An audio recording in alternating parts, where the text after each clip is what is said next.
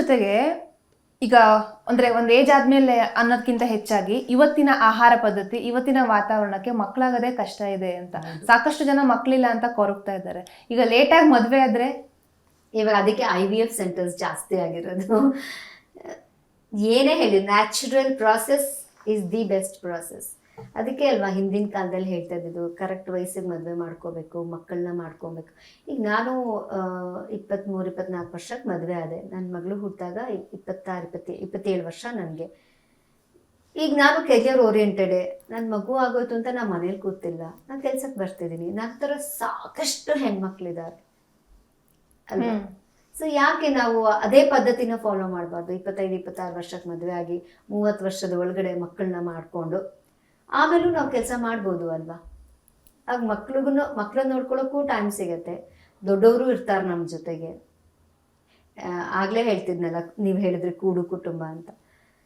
ನಾವು ಸೆಪ್ರೇಟ್ ಆಗೋದ್ರೆ ಮಕ್ಕಳನ್ನ ನೋಡ್ಕೊಳ್ಳೋರು ಯಾರು? ನಮ್ಮ ದೊಡ್ಡವ್ರು ನಮ್ಮ ಜೊತೆಗಿಲ್ಲ ಅಂದರೆ ನಾವೇನು ವ್ಯಾಲ್ಯೂಸ್ ಕಲಿತೀವಿ? ನಮ್ಮ ಮಕ್ಳಿಗೆ ನಾವೇನು ಹೇಳ್ಕೊಡ್ತೀವಿ ಅಲ್ವಾ? ಅದಂತೂ ಹೌದು. ಈಗ ಮದುವೆ ಆಗೋರಿಗೆ ಏನ್ ಟಿಪ್ಸ್ ಕೊಡ್ತೀರಾ ಅಂತ? ಈಗ ಸಾಕಷ್ಟು ಡಿಮ್ಯಾಂಡ್ ಕೇಳಿ ಬರುತ್ತೆ. ಅಂದ್ರೆ ಹುಡುಗಿ ಸೈಡ್ ಆಗಿರ್ಬೋದು, ಹುಡುಗನ ಸೈಡ್ ಆಗಿರ್ಬೋದು. ಹುಡುಗನಿಗೆ ಅಥವಾ ಹುಡುಗಿಗೆ CA ಮಾಡಿದವ್ರಿಗೆ CAನೇ ಬೇಕು, ಇಂಜಿನಿಯರಿಂಗ್ ಮಾಡಿದವ್ರಿಗೆ ಇಂಜಿನಿಯರಿಂಗೇ ಬೇಕು, ಆಮೇಲೆ ಜಾಬ್ ಮಾಡ್ತಾನೆ ಇರಬೇಕು ಹೆಂಡತಿ ಆಗೋಳು, ಅವಳು ದುಡ್ಡು ತಂದು ಕೊಡ್ಬೇಕು, ಈ ತರದ ಮನಸ್ಥಿತಿ ಇವತ್ತಿಗೂ ಇದೆ. ಅಂದ್ರೆ ಕೆಲವರು ಇಲ್ಲ, ಅವ್ರ ಇಂಟ್ರೆಸ್ಟು ಬೇಕಾದ್ರೆ ವರ್ಕ್ ಮಾಡ್ಬೋದು, ಇಲ್ಲ ಅಂದ್ರೆ ಇಲ್ಲ ಅಂತ ಹೇಳ್ಬೋದು. ಆದ್ರೂ ಕೂಡ ಕೆಲವರು ಇಲ್ಲ ವರ್ಕ್ ಮಾಡ್ಬೇಕು ಅಂತ ಹೇಳ್ತಾರೆ. ಒಂದ್ ರೀಸನ್ನು ದುಡ್ಡು ತಂದು ಕೊಡ್ಬೇಕು ಅನ್ನೋದಾದ್ರೆ, ಇನ್ನೊಂದು ರೀಸನ್ನು ಇಲ್ಲ ಅವರು ಒಂದು ಕೆಲಸದಲ್ಲಿ ಬ್ಯುಸಿ ಆಗ್ಲಿ, ಮೆಂಟಲಿ ಫ್ರೀ ಆಗಿರ್ತಾರೆ ಅಂತಾನೂ ಇದೆ. ನಾನು ಯಾವಾಗ ಮದುವೆ ವಯಸ್ಸಿಗೆ ಬಂದೆ, ನಾನು ಅವಾಗ ಯೋಚನೆ ಮಾಡ್ತಾ ಇದ್ದಿದ್ದು, ಅಪ್ಪ ಒಂದೇ ಫೀಲ್ಡಲ್ಲಿ ಇರಬಾರ್ದಪ್ಪ. ನಿನ್ಕರೆ ಏನೂ ಇರಲ್ಲ ಮಾತಾಡೋಕ್ಕೆ, ಅದೇ ಮಾತಾಡ್ತಿರ್ತೀವಿ.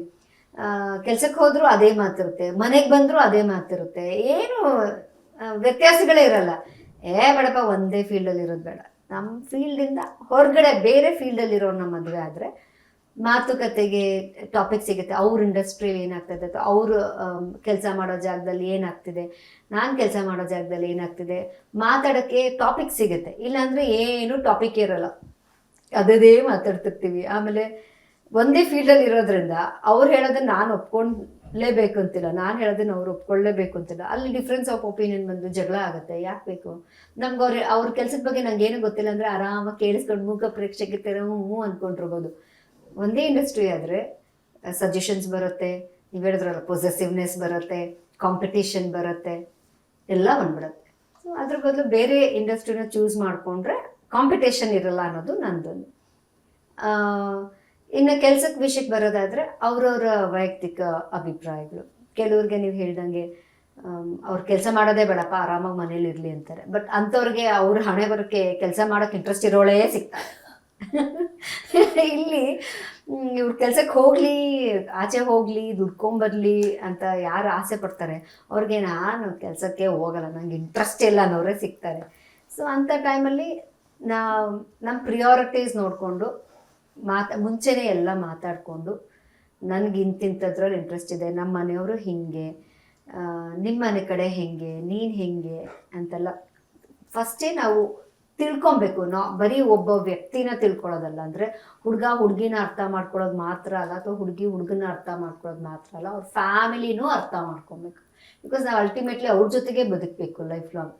ಒಂದು ಹಬ್ಬ ಬರಲಿ, ಇನ್ನೊಂದು ಫಂಕ್ಷನ್ ಬರಲಿ, ಏನಾದರೂ ನಾವು ಅವ್ರ ಜೊತೆಗೆ ತಾನೇ ಇರ್ತೀವಿ. ಆ್ಯಂಡ್ ನಾಳೆ ದಿನ ಅವ್ರಿಗೆ ಏನಾದರೂ ಹೆಚ್ಚು ಕಡಿಮೆ ಆದರೆ ನಾವೇ ನೋಡ್ಕೋಬೇಕು. ಯಾರು ನೋಡ್ಕೋತಾರೆ? ಹೌದು, ಬೇರೆ ಯಾರು ಪಕ್ಕದ ಮನೆಯವ್ರು ಬಂದು ನೋಡ್ಕೊಳ್ಳಲ್ಲ, ಎದುರು ಮನೆಯವ್ರು ಬಂದು ನೋಡ್ಕೊಳ್ಳಲ್ಲ, ನಾವೇ ನೋಡ್ಕೋಬೇಕು. ನಮ್ಮ ಮನೆದನ್ನು ನಾವೇ ನೋಡ್ಕೋಬೇಕಾಗಿರೋದ್ರಿಂದ ನಾವೇ ಅವ್ರ ಜೊತೆಗೆ ಚೆನ್ನಾಗಿರ್ಬೇಕು. ಜಗಳ ಆಡಲೇಬೇಕು. ಜಗಳ ಆಡಲಿಲ್ಲ ಅಂದ್ರೆ ಮಜಾ ಇರಲ್ಲ ಲೈಫಲ್ಲಿ. ಜಗಳ ಆಡ್ತಿರ್ಬೇಕು, ಅದನ್ನು ಅಲ್ಲೇ ಸಾರ್ಟ್ ಔಟ್ ಮಾಡ್ಕೊಂಡು ಮುಂದಕ್ಕೆ ಹೋಗ್ತಿರ್ಬೇಕು. ಮತ್ತೆ ನೆಕ್ಸ್ಟ್ ಹೊಸದಾಗಿ ಜಗಳ ಆಡಬೇಕು. ಅದೇ ಟಾಪಿಕಿಗೆ ಜಗಳ ಆಡಿದ್ರೆ ಏನು ಮಜಾ ಇರುತ್ತೆ?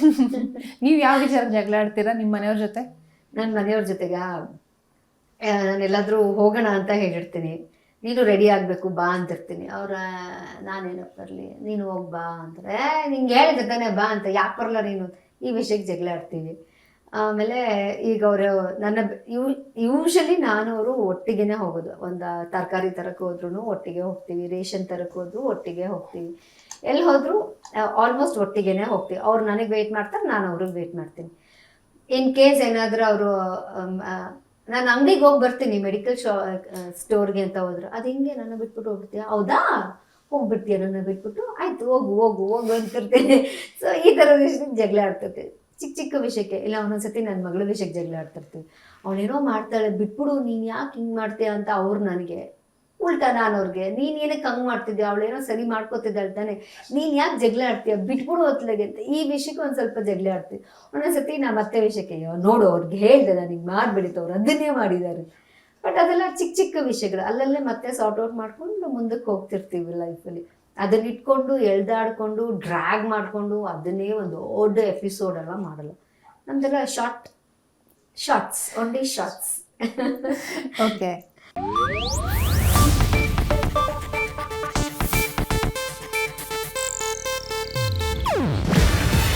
ಇದು ಏಷ್ಯಾನೆಟ್ ನ್ಯೂಸ್ ನೆಟ್ವರ್ಕ್ ಪ್ರಸ್ತುತಿ. ನೀವು ನೋಡ್ತಿದ್ದೀರಾ ಏಷ್ಯಾನೆಟ್ ಸುವರ್ಣ ನ್ಯೂಸ್.